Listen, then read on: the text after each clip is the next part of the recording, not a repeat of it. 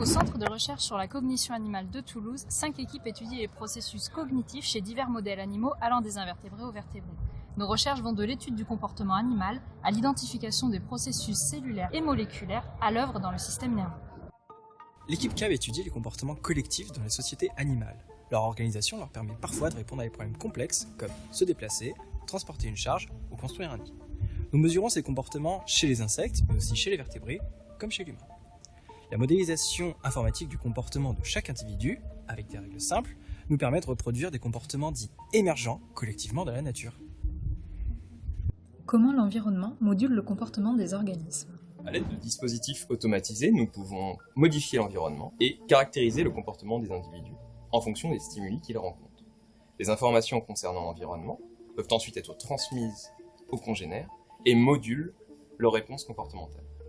Les interactions entre congénères peuvent aussi engendrer de l'agressivité, un comportement que l'on étudie au laboratoire chez diverses espèces d'invertébrés. Les recherches du CRCA concernent aussi l'étude des processus d'apprentissage chez l'insecte. Les recherches de l'équipe Explain visent à observer et comprendre l'étendue des capacités d'apprentissage des insectes. Les abeilles, les fourmis ou encore les mouches sont capables de faire de simples associations entre un stimulus neutre, tel une odeur ou une couleur, et une récompense, afin de modifier leur comportement en fonction de leur expérience passée. Nous étudions ainsi les gènes et les neurones impliqués dans divers comportements, que ce soit une abeille répondant après plusieurs jours à une odeur associée à une récompense, l'étonnante faculté des mouches à utiliser les autres individus pour prendre des décisions, ou encore la mémorisation par une fourmi de trajets de plusieurs kilomètres pour entrer à son nid, même dans un environnement virtuel. Où et comment se forme la mémoire dans le cerveau sain chez le vertébré, et que se passe-t-il lors de pathologies comme la maladie d'Alzheimer ou la dépression ? Pour répondre à ces questions, nous utilisons des tests comportementaux permettant d'évaluer la mémoire, l'anxiété, ainsi que l'activité locomotrice des souris. Nous explorons aussi les mécanismes cellulaires et moléculaires sous-jacents lors d'expériences d'immunohistochimie sur coupe de cerveau, suivies d'analyses microscopiques permettant d'identifier les réseaux neuronaux mis en jeu et la plasticité morphologique des neurones. Quels sont les liens entre plasticité neuronale et mitochondriale ?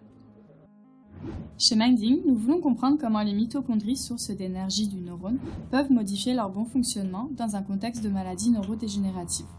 Pour cela, nous utilisons divers modèles cellulaires, dont les neurones en culture primaire, et étudions la relation mitochondrie-neurone grâce à de l'imagerie ou à des techniques classiques de biochimie. À l'échelle de l'individu, nous explorons les processus de mémorisation et testons diverses approches thérapeutiques ciblant ces mitochondries.